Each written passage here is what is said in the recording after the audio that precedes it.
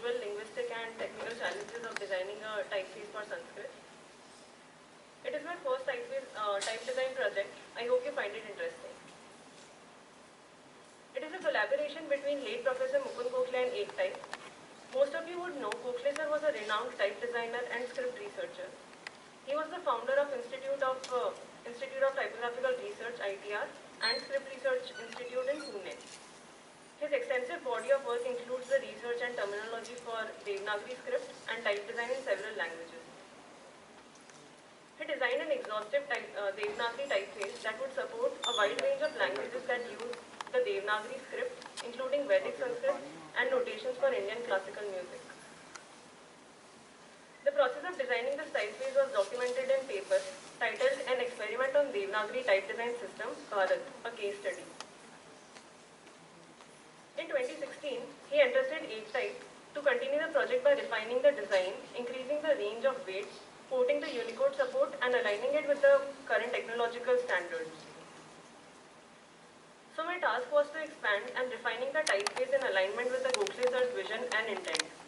As this was my first typeface, I started off by studying the visual language, technical type design terms like axis, speed of curves, stroke width, etc. The letter structures of Prava are based on the traditional Balbot style of Devnagari calligraphy. It follows the traditional Devnagari 35-degree pen angle throughout, left inclined axis and high contrast stroke modulation, which is comfortable for reading longer paragraphs of text. It also has circular and spacious curves, which is a distinct feature of Balbot calligraphy. It has extremely humanistic terminals like in letter S, and weight of flare at the end of diagonals like in letter R, that give it a very organic or handwritten feel. And it also has soft rounded knots and large loops. Like in calligraphy, when individual letters are placed together, they might not work, but in font, they work in every combination. The inter-character spacing of letters are optically adjusted to fix the character width as well. This helps to achieve the texture and readability that Prava has. Even though it is so heavily inspired by Balbot calligraphy, it has its own style separate from its calligraphic inspiration. It is crisp but retains the organic feel or handwritten text. Throughout its design, letter forms are well balanced and legible, and they are drawn with the intention to work across the complex conjuncts while keeping the rhythm of the text intact. Like they are merging well and not looking dark or blotted. I'll take you through 3 major decisions that were made while designing Prava Extra Bold. Like adding weight and their challenges, complex conjuncts and their requirements, Vedic signs and their technicalities. So the first one was where and how to add weight. Before adding weight, we went through Gokhale sir's theory of vertical proportions. He drew direct parallels between human anatomy and letters to define the vertical proportions of Devnagari letter forms in relation with the thickness of the pen stroke. The body of letter is divided into 4 parts, 2 nibs each. Starts from Shirorekha, then Skandharekha, Nabirekha, Janurekha and Padrekha, whereas above base matra sits between Shirorekha and Urdhvarekha, and below base matra sits between Padrekha and Talrekha. So this very clearly explained for me what Devnagari terms and guides we use today and what is the reasoning behind it. According to Gokhale sir, the relationship of stroke width with the total height of the letter should be 16 nib width. With 8 nib width for the base letter, so this works for simpler letters like P. But it also works for more complex letters like E and D, which has 4 horizontal strokes. This height gives enough neck space for these letters, and it also has enough foot space which is required for Rakar and Nakar forms. So when we have 8 nib width for base letter, we can keep 4 nib for the above base matra and 4 nib width for the below base matra. So in Devnagari, weight can be added vertically as much as we want, but due to the repeating number of horizontal strokes, there is a limit on how much weight can be added. Gokhale sir had already devised a solution for this in his paper. He He stated that when regular weight is 1:8, the extra volt should be 1:5 nib width. So after visual trials, we finalized the heaviest weight which follows the same nib height of 1:5 for extra volt. This defined the weight and height for the extra volt master. Gokhale sir had a lot of research to back his nib height theory, because of which Prava extra volt now has a very even grey value. Personally for me, designing conjuncts was the most exciting part of this project. So there are two types of conjuncts, linear or horizontal conjuncts that are made from half forms, and akhand or vertical conjuncts that are vertically stacked letter forms. Most contemporary typefaces have only 30 to 40 vertical conjuncts, but Prava has 300. I was a little confused though, what is the need of such vertical conjuncts when we have simplified linear forms. After a discussion, we decided to keep the most of the vertical conjuncts for two primary reasons. The first reason was that Gokhale sir intended his typeface to be the most exhaustive, detailed Devnagari out there. Sir wanted to provide support for any or all situations one might want to use Prava in. The second and deciding reason was that vertical conjunct helped to reduce the length of the text.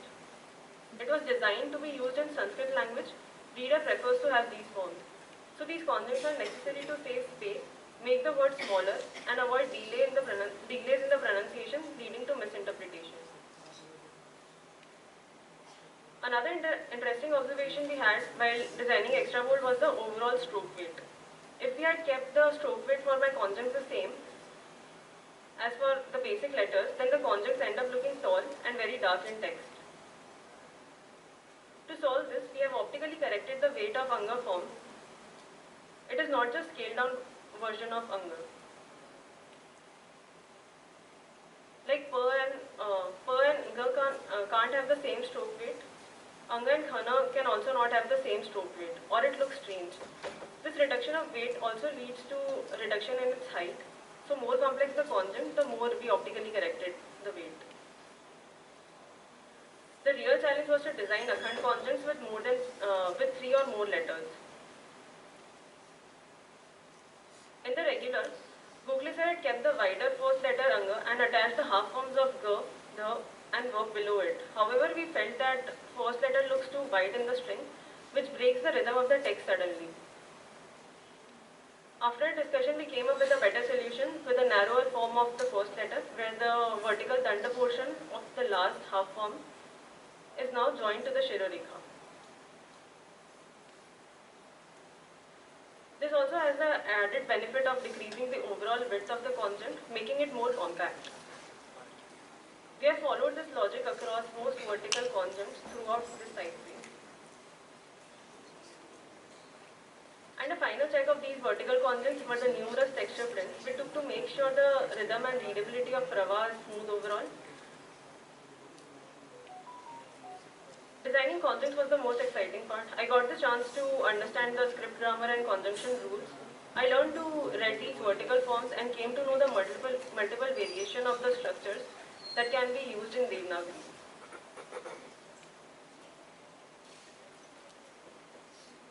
Another unique feature of Prava is support for signs required for typing Vedic Sanskrit. They include intonation, cantillation, nasalization marks and Vedic accents. Most of these signs are seen in text from Rigved, Yajurved, Samved, etc. Since different schools follow different rules for the usage of these Vedic signs, we have followed the references from the book Vedic Swarachinne. This book is a detailed documentation of how to use Vedic signs and symbols, which was typeset by Gokhale sir. It was set in Prava at time when many of the Vedic signs were not even supported by Unicode. These signs and symbols interact with base letter in different ways, like some appear above the base letter, others appear above the base matra height, some are below the base letter.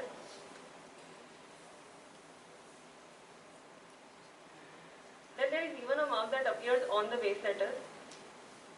Then lastly, there are marks that appear on the right side adjacent to the letter.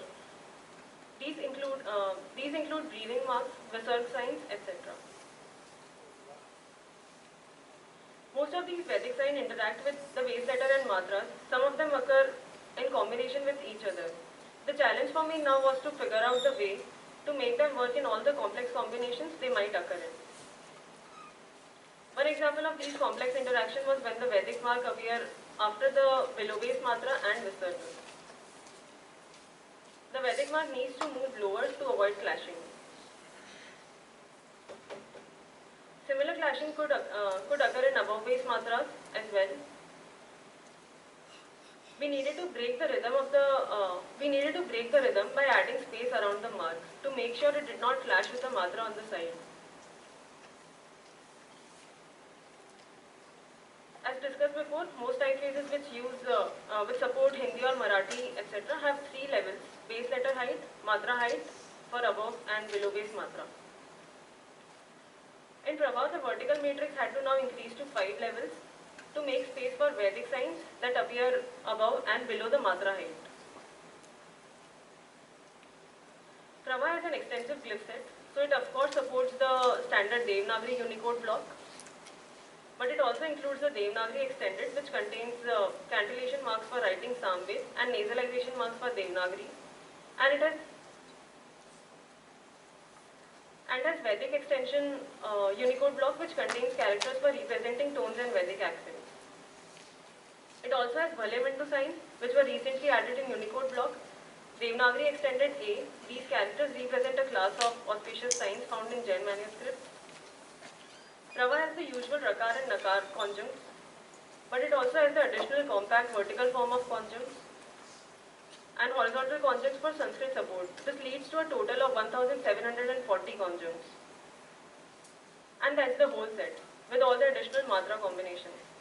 To be honest, I was a little scared when I saw how big the glyph set of Prava was. Usually Devnagari typefaces support Hindi or Marathi languages. That's why they have a glyph set of around 850 characters. Prava has been designed to support Sanskrit, so it has an enormous glyph set of 3152 glyphs. In comparison with other Sanskrit fonts, Prava has well-balanced letter form structures, multiple weights, and compact line lengths. Because of how Kothari had thought about and designed the letters of Prava, it is dense, has an even texture, suitable contrast which is comfortable for long running text in small point sizes. The open counter spaces increases legibility and readability. It has multiple weights. Currently, Prava has 4 weights: regular, medium, semi-bold and extra bold. This typeface is still work in progress. We are in the process of verifying many things in it. In case anyone wants to check this typeface in print, we have them available at the Akshara stall for viewing. As my first type design project, this project helped me understand the importance and scope of calligraphy in type design, also understanding the intricacies of adding weight and how to handle curves when one thinks one has almost no space. Prava was created by an expert with a lot of experience. I benefited hugely from this as I got to see firsthand the sort of details Gokhale sir thought about and why he made the decisions he made. I'm very thankful to Typeface for giving me this opportunity. On a personal level, immense thanks to Maithili, Girish and Nupur for being amazing mentors, and of course thank you to Gokhale sir for being an amazing indirect mentor.